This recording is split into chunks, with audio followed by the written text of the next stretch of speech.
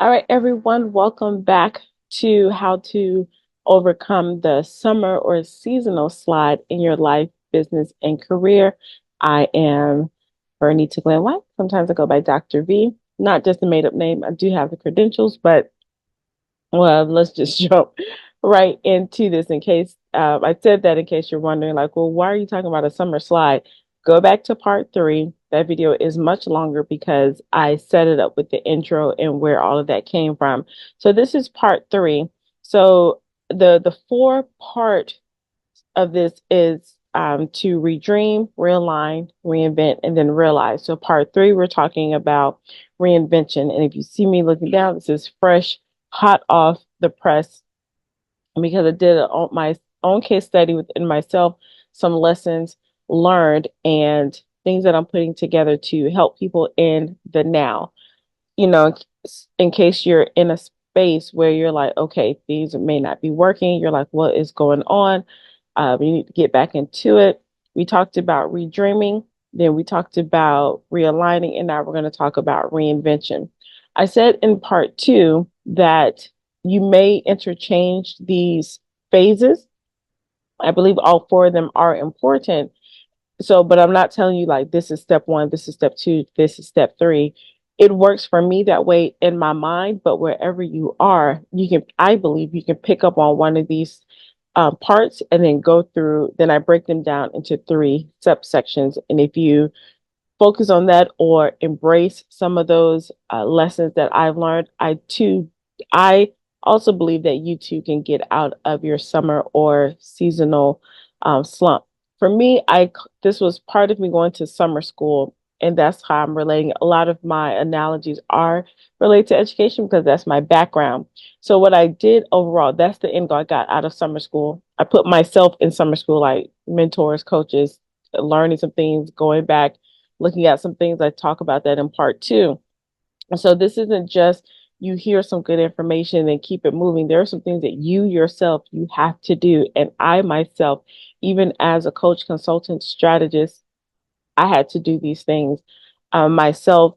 And so I want to share them with you. So what is reinvention? This is People like to throw around that word reinvention. Like I reinvented myself. It's time for me to reinvent new year, new me, new something, new whatever. You can change your hair, you can change your location, you can change your clothes, but true reinvention starts on the inside. And that's the part where a lot of people tend to avoid. Like they do not want to do that internal work. So, one definition of reinvention is to change something so much that it appears to be entirely new.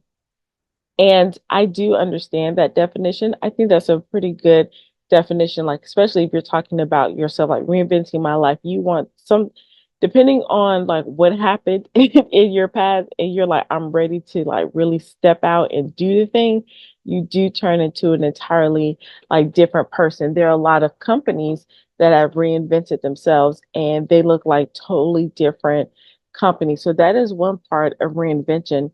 But another definition that I like, and it relates more to overcoming the summer slide or the seasonal slide, is identifying patterns, values, or activities that no longer serve you and changing them for better options. Let me read that again.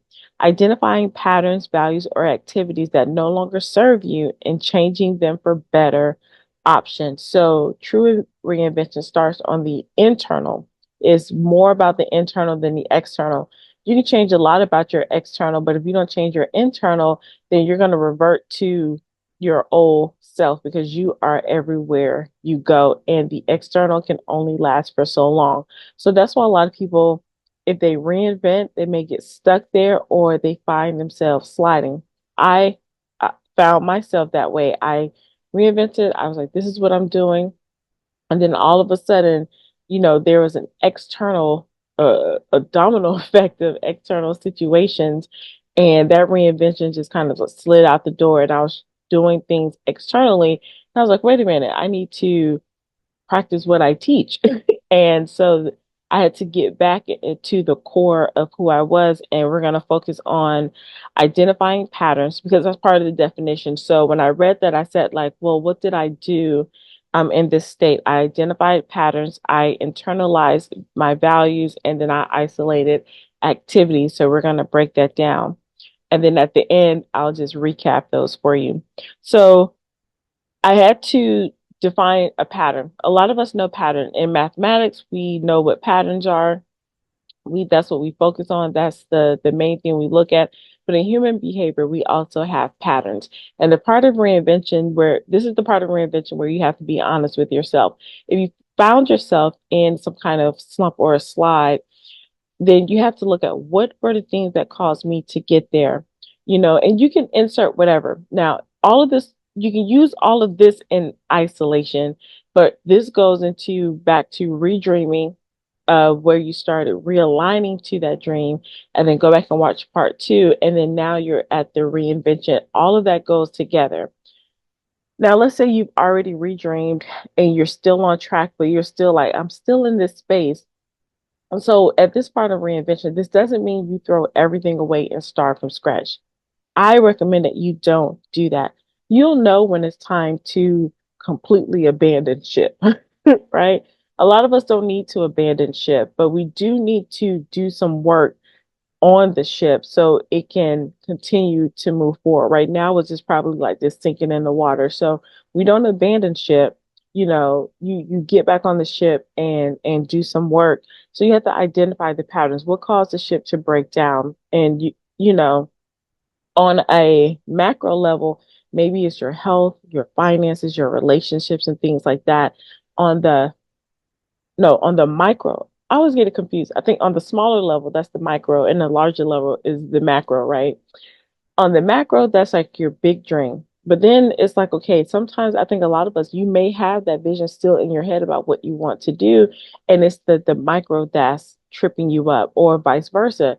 You may be doing things, but they're not aligning to the big dream. So that's why I said this is not a, hey, do this step, do this step. I just want you to take all of this in context and then insert where this may fit for you. And if you want to have a discussion about how this works for you, then we can have a conversation. But take these lessons and you have to sit down and do the work. So identify some patterns in your life, some behaviors, um, some of how you've been responding to certain situations. Where have you been eating more or less, drinking, uh going out, sleeping too much, things that you may have caught you that caused you to slide. Like you maybe did it one or two times, and then now you notice that you're doing it more and more where that wasn't your normal routine or your normal behavior. So you have to identify those things that caused you to be in the slump. You have to be aware and then be honest.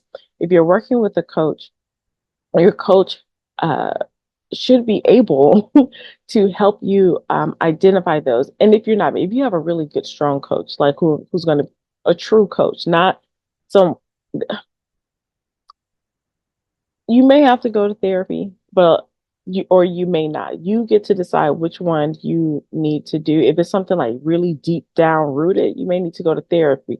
But if it's something where, excuse me, if it's something to where you were used to waking up, it's not anything like a deep depression. You probably just, you just feel like blah, but you can talk yourself out of this, or you can have a session with a coach and get you back fired up, but you just haven't made the call to your coach, or you haven't shared with your coach.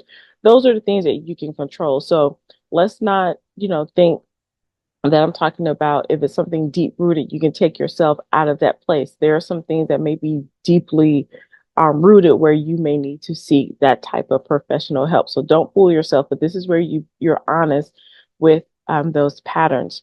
Now, when you're honest with them, and I'll just be honest and share some of them with mine. Some of the patterns that I noticed as it related to me going through this process and the way I ordered it was focusing on the wrong metrics. In video two, I talked about some of the doing actions, but in the wrong direction, right? or not doing the right action. So just busy being busy, but not taking the right action steps. So this is similar, like focusing on the wrong metric. So I know that I wanted to get to a certain, let's say subscriber level or IG level, whatever that number was, but the actions that I was taking was, like maybe uh how many freebies can I create, right? And so focus on creating the freebies instead of doing what I need to do to draw people in to the community, or just only looking at the number lists go up versus what am I doing to draw people in, talk with people, get on stages, whatever the case may be, so those numbers can go up. Let me know if that is landing for you. Another one was not creating uh like automations. I have here bumper rails. And I know that this is a pattern for me because I've done it before. This is where you have to really know yourself. I told you, tune into your star player. So when in a few external situations happen, not saying that this has happened, like these exact things happened before, but there were certain things that I could have put in place that where things were still operating like a machine when I myself couldn't physically or didn't feel like or really couldn't get myself to a certain level. I equate that to when I was a college professor and I will go off and uh, go to different conferences, travel. I went all the way across seas multiple times, and I still like ran my class, still had their lectures, their exams, their discussion, like all those things were set in place so that it was running on autopilot. And I didn't transfer those skills as much during this time, where you kind of see things coming. There are some things I could have put in place. So I identified that, and it's like, well, why didn't I do that? So that was another pattern I had to identify. So you have to do that yourself. Sometimes you know what to do and what not to do. So that you're aware of, but then you have to get behind the why am I doing it or why am I not doing it? And so I identified that pattern. Now I'm like, oh, that makes so much sense. I had to do some work. That's why I put myself in summer school, right? And then, so after I did that, it's not enough just to identify the pattern when you're talking about reinvention. Now you have to adopt new patterns of people. And I want to be careful with this. 'Cause I was going to say, success leaves clues. Find someone and do what they do. It's not so much doing what they do exactly. I think that's another trap that people fall into. Is like you look at these, the morning routine of the millionaires. I used to love those things, billionaire habits and routines and things like that. What I'm talking about is someone who they've hit some major targets, and it doesn't have to be anybody technically that's match matches what you do. I don't know, Sarah Blakely, Jeff Bezos, Elon Musk, pick insert whomever, the presidential candidates. I don't know, but whatever someone's gotten to a certain level, you look at some of the things that they've done. You may not do the exact order of things that they've done, but it really boils down to, in my opinion, a mindset, a skill set, and a tool set. When you see someone at a that and I'm not just talking about just successful, but they've knocked out some crazy goals and dreams. Like there are people who are still living that had dreams realized. We were talking about those people. And then so you look at what's the type of mindset that they have. And we'll get into some other things about that, but not like the way they think, the way they approach situations. Like mindset is not just like all in meditation or think positive thoughts. Like they are human too. They go through the same struggles, ups and downs. They've probably been in summer or seasonal slides as well. But how do they get out of that? And yes, part of it is coaches and mentors. So let's not ignore that. But then it's like they still have to do something because they're not on the phone with the coach or mentor or having video calls with the coach or mentor 24/7. They have to do some work. So what is that? So that's part of mindset. And then the skill set. What do they know how to do? Right? That you're not doing. I told you in video two, there was a skill set that I did not know that that was something I could do. I just thought it was something that, oh, well, those types of people just do that. No, they learn to do that. I'm like, oh, snap. I need to learn how to do that. And then tool set. We talk about automation. We know AI. Well, AI has been around since forever, but people are acting like it's brand new when it has become more advanced. Or, and then you don't even have to get all fancy with it. Like I told you, I automated a lot of my courses, or pretty much my professional career as a college professor was set up with tools and technology and automation. It's like, well, why didn't I do that or lean more into that, right? So those are some of the things I want to talk about identifying patterns. So it's probably not what you thought. The second thing is internalize your values. I don't think a lot of people know what their core values are. And let's say, okay, maybe you did the little exercise, they got a whole list of things, you circle them, and then you start grouping them together, or you may take a quiz or whatever. Cool. Or you really sat down and thought about it. So let's say you did all of that and you know your top 3 to 5. I don't think most people do, but let's say you did. But do you know that your values, well, let me read the definition first. So, values are the beliefs and principles that you believe are important in a way that you live and work. They should determine your priorities and guide your decisions and how you act towards others. And I'm going to put in yourself as well. So, your principles are beliefs that drives your decisions, right? And so it's cool to say, oh, I know my core values, but are they driving your decisions? Are they, moving you forward? Can you rely on them? Can you look at them and say, you know what? I have not been acting that way. Let me get myself together. Versus, oh, you did the exercise. I have witnessed this. So many people know more about their companies or their jobs core values than they do their personal core values. And even if you're in business for yourself, you may have business core values, which is great, but they still should be an extension of your personal core values because your business can go, you may change a business or whatever, but you are everywhere you go. So it's not hard to figure out your core values. It takes a little time, but it's not hard. The challenge is allowing them to drive your decision. So let's do three for an example: family, generosity, and stability. Those are kind of some that always come up because I used to do values activities in workshops a lot.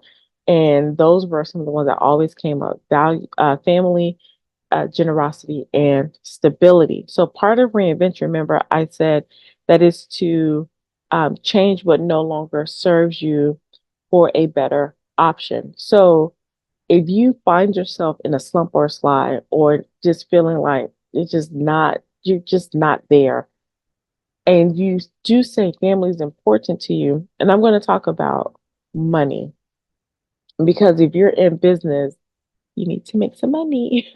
Or if you want to improve your quality of life, income goes with that. So even if you're working at a corporate job, but there are other things you can do to also boost your income as well. So let's not act like, money is not important.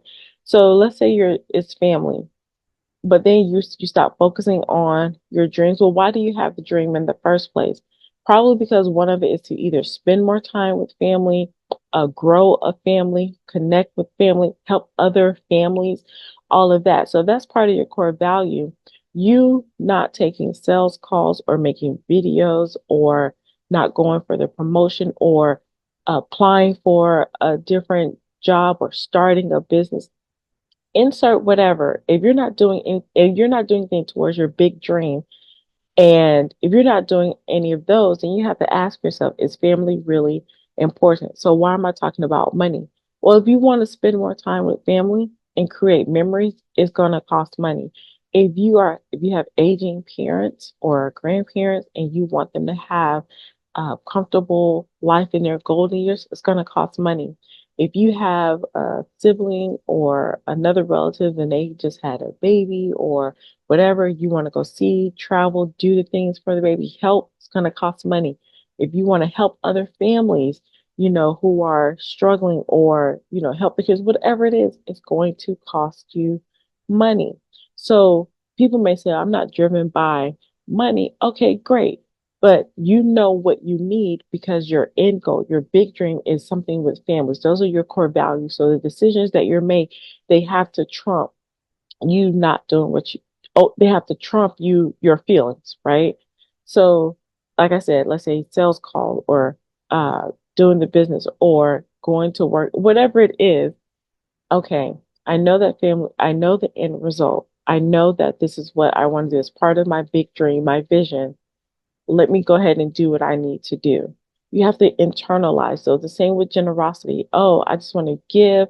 I don't like to see people in need. Well, you can't help them if you don't have any income, right?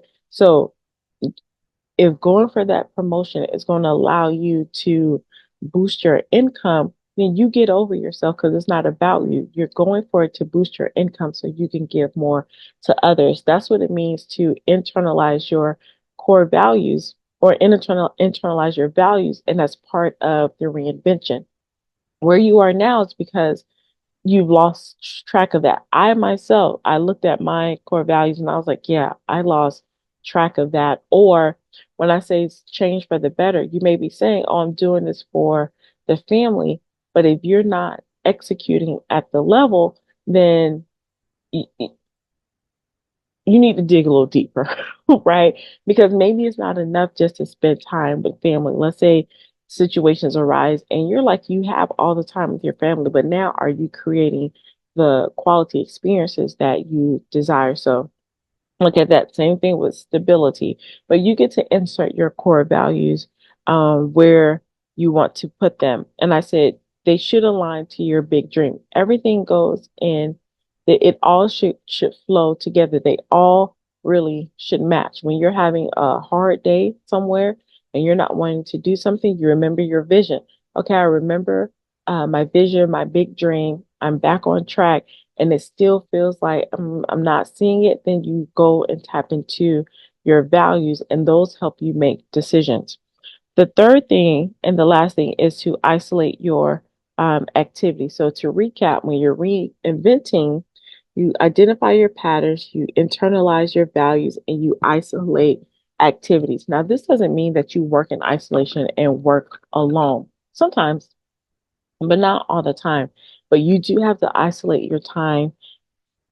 I learned this from a mentor. She calls it priority focus, but you can, a few of them, but laser focus time where you do your highest income producing or highest impact producing activities that ranges between 2 to 5 hours of literally that's all you do, head down.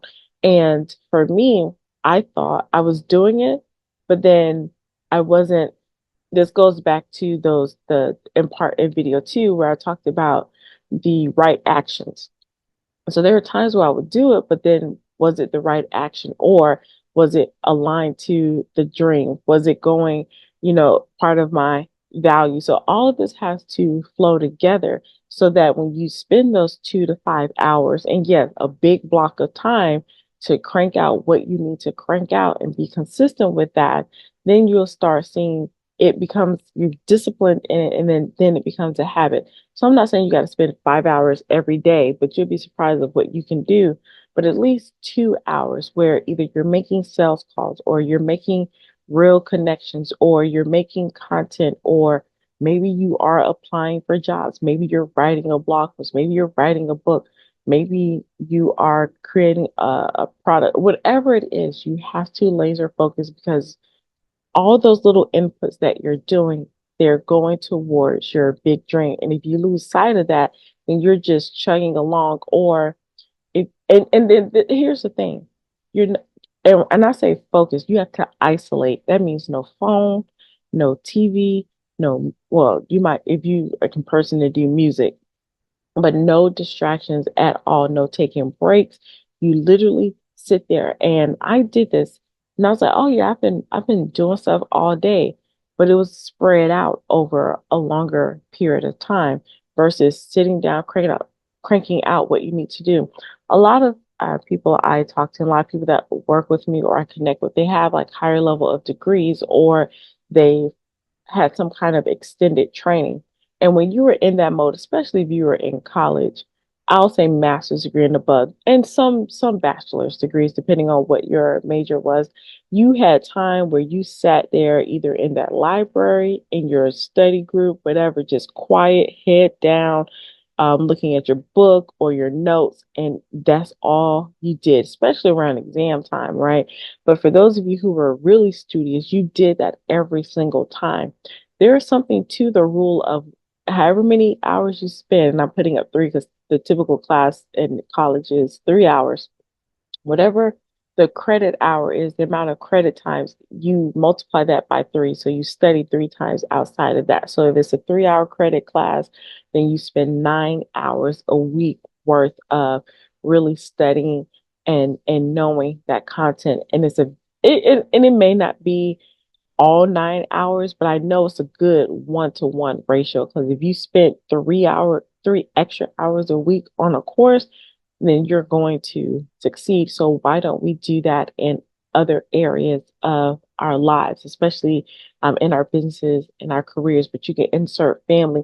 And the reason why I'm not going so, I think it's micro, where I could talk about the multiple areas of our lives is because I'm talking about we need to think bigger.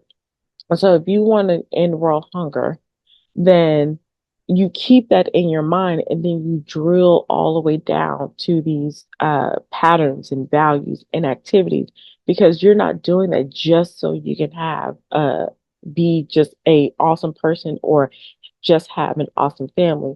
You're doing all of that so you can be the person who ends world hunger or to invent some kind of cure or to be able to have the business to write the check for $10 million or be part of this real estate mogul or whatever it is. So I think a lot of times what starts to slide is when you don't have a dream that's pulling you forward and you lost sight of that. Think about your growing up. College was the end goal, then getting the career or going to that next promotion. And then a lot of us just kind of stop. Why? Because that's probably one of the biggest dreams and goals we've had in a long time, and we've gone decades without doing that. So that is, I'm going to end it right there. Again, to get out of the seasonal slide or the summer slide, you have part three was to reinvent, and then inside of reinvention, identify your patterns, internalize your values, and isolate your activities. Let me know which one stood out for you. Comment down below. Or if you like this vibe, go ahead and subscribe and share this with others who could use a little tug to get out of their summer or seasonal slide. If you want to stay connected, I would invite you to go to Dr. Vernita Glenn-White / Master Coach You. That information is down below. That is kind of a foundation, a complimentary library. Talk about 4 zones to where you can start building this foundation, tilling up, all of that old stuff to get you back on track. And it is my vision to either help you be able to work with me or another coach or mentor where you're not starting at ground zero, because I believe you are your first coach, consultant, mentor, strategist, right? And then also stay connected for my upcoming virtual event. And that information will be down below. We will kick off that soon. So stay connected. And I look forward to seeing you on the other side. And remember to be well, to be empowered, to be bold, and to be brilliant. Stay tuned for part 4 as we wrap up this series.